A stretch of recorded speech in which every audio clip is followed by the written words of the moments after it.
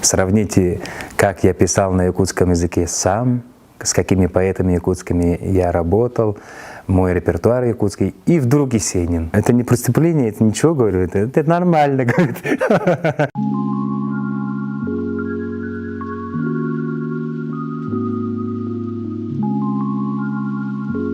Это мой дебют, и я всегда говорю, что это даже громко сказано, что я сценарист. Я скорее рассказ написал от реальных событий, произошедших в наших северах, на Дальнем Севере. И от этого всего пазла сделана была вот этот фильм, да, этот сценарий. В 2012 году, если вот так вот вспомнить, у нас в Якутии произошла такая большая трагедия. Упал вертолет, и это в Уйсянском районе было. Знаете, наверное, вся республика здесь. Эти трагичные новости прошлись. И я помню, у нас был ИСЭХ. В Чурачинском районе проходил, по-моему, ИСЭХ Лонхо. И вот в этот торжественный момент прошлась вот эта информация, и как-то всем стало не по себе. Вот. А потом, в последующем, я в 2015 году начал писать сценарий, дописал, начали снимать, где-то откуда начали, сами находили деньги, средства и начали делать фильм. Вообще в Севере, в Крайнем Севере, вот эта вот реальная жизнь, она до сих пор, в наши дни даже происходят такие моменты, когда за место дерутся возле вертолета, когда она прилетает, да? Когда вообще там редко, за месяц один рейс, там бывает, когда скопление людей, вот это вот месяцами люди ждут и ждут. Вот этот момент я показал. Это скорее социальный фильм, полнометражный, художественный. В нем помог мой друг Миша Лукачевский. Режиссер, хороший человек, уважаемый человек вообще в кинематографии в России, не только в нашей республике. Команда у нас сильная была, и Семен Аманатов, наш оператор, он в этом фестивале мы взяли, вертолет взял за лучшую операторскую работу. Очень много людей подходило и из кинокритиков, и из обычных жителей города Анапы. Подходили и говорили, такие кадры нам понравились. И здесь слеза, заплакали, да. И вот здесь вот можно было, эмоции зашкаливали. И это очень лестно было слышать на самом деле, потому что это признание. Признание скорее, если, ладно, там, лавры, там, призы, да, самое большое признание – это зритель. Побывав на этих фестивалях, поговорив с коллегами, с кинокритиками, с жюри, с продюсерами, очень много моментов там. Фестиваль есть фестиваль, это в неделю всех закрывают почти что в одном городе, и ты там в рабочем моменте, в досуге, везде ты разговариваешь только о фильме.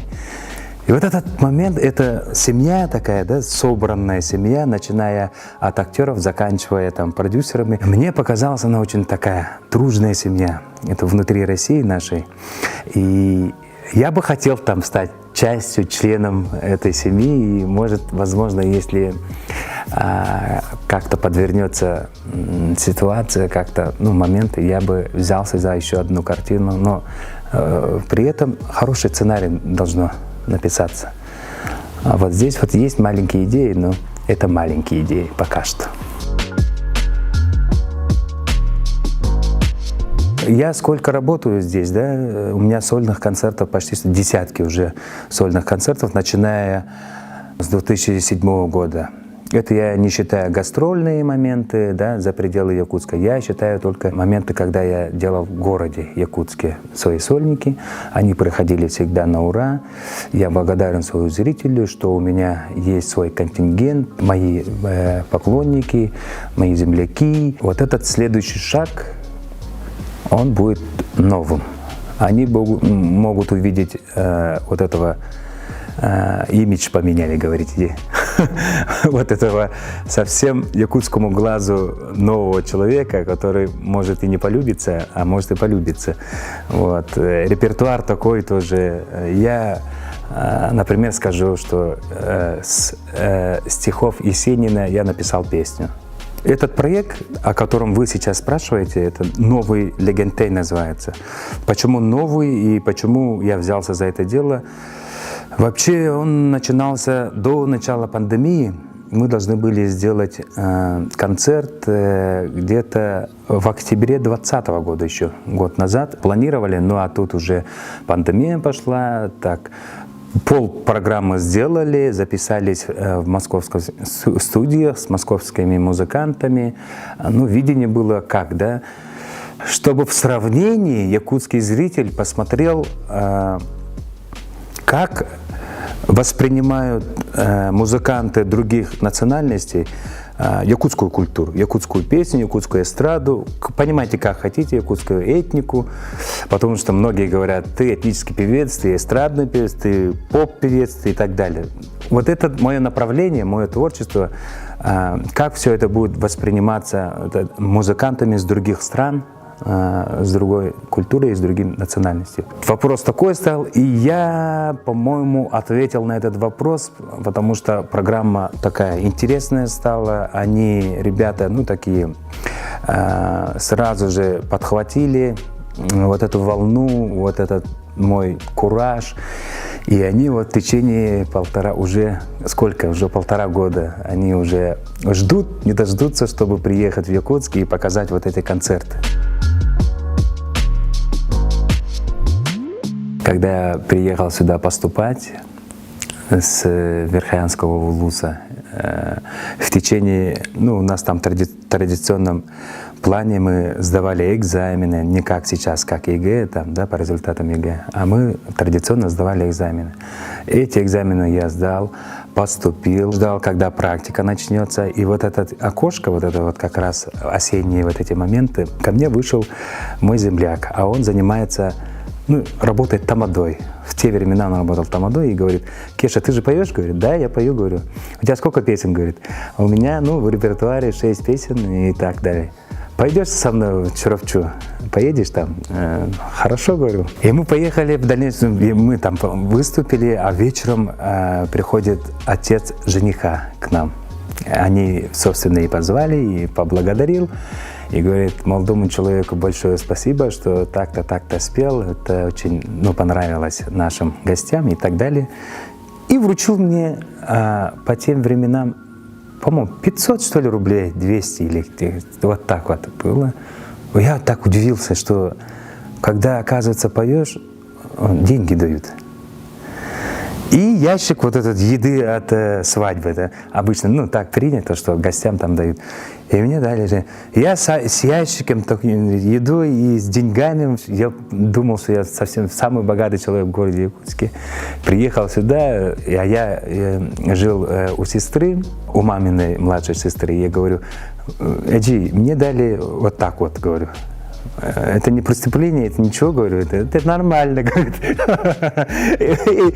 И я тогда подумал, а не заняться ли мне серьезно этой музыкой? Когда как раз я поступил на учителя якутской культуры, на отделение национальной культуры, учитель национальной культуры. И вот я начал параллельно петь и так далее. В последующем у меня, ну, первый серьезный конкурс, песенный конкурс был «Той Хая» в 2002 году. Я познакомился с Аркадием Алексеевым. В последующем мы начали работать уже, я начал работать. Аркадий Михайлович мне очень многое дал. Очень многое дал, не только в качестве музыканта, певца, артиста, но и вообще в видении жизни. Он всегда говорил, ну как, Сахалы как будет? Егин сергалатым, оттатым, а дальше тебе идти уже самому. Распоряжайся. Вот так вот. У меня мама, она человек культуры, и долгое время она работала в сельском клубе. худруком, директором в разные времена.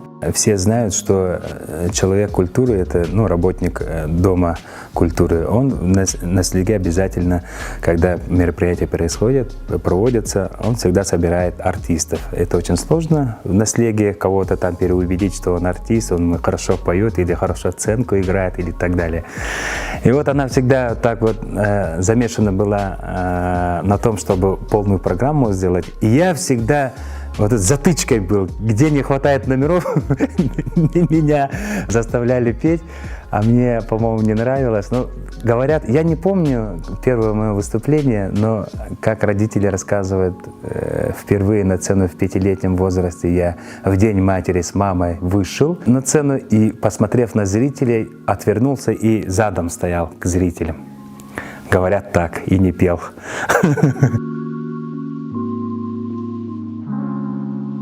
Да, стал бы, но лучшим артистом, лучше, чем сейчас. Легенте я еще бы лучше сделал бы. Есть моменты, когда я мог бы, вот сейчас, да, как я думаю, мог бы развернуться так хорошо, что я там, не знаю, от лени, от неуверенности. У каждого человека есть неуверенность. Или там, не знаю, от безделия, хоть как, понимаете, мог бы сделать, но не сделал. Я бы, если бы другую жизнь дали бы, я бы стал артистом, но лучшим артистом, чем этот сейчас существующий Легенте.